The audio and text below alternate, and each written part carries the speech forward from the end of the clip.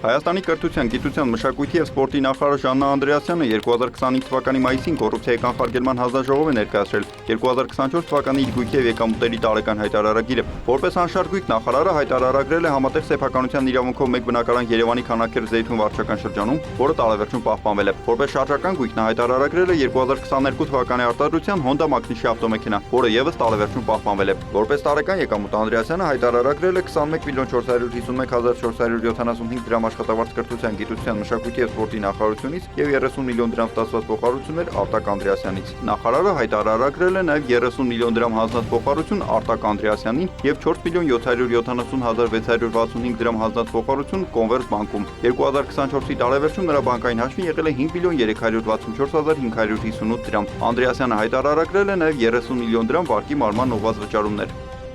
Նախարարի ամուսինը Պետրոս Ղազարյանը որպես անշարժույթ հայտարարագրել է համատեղ սեփականության իրավունքով մեկ անհատական բնակելի տուն Երևանի Աջափնյակ վարչական շրջանում և մեկ բնակարան Քանաքեռ-Զեյթունում։ Գույքերը տարեվերջում պահպանվել են։ Որպես տարեկան եկամուտ Ղազարյանը հայտարարագրել է 16.675.993 դրամ աշխատավարձ և 28.044.080 դրամ քաղաքացիական իրավական այլ պայմանագրերից ստացված եկամուտ Հայաստանի հանրային հեռուստաընկերությունից, ինչպես նաև 184.085 դրամ քաղաքացիական իրավական այլ պայմանագրերից ստացված եկամուտ Նորդ գովազդային գործակալությունից։ Նա 3.997.750 դրամ հանձնած փոխհարություն ունի Արջին բանկում և 35.850.922 դրամ Բիբլոս բանկում։ 2024-ի տարեվերջում Ղազարյանի բանկային հաշվին եղել է 120.287 դրամ։ Նա հայտարարագրել է նաև 14.782.713 դրամ վարկի մարման ուղղված վճարումներ։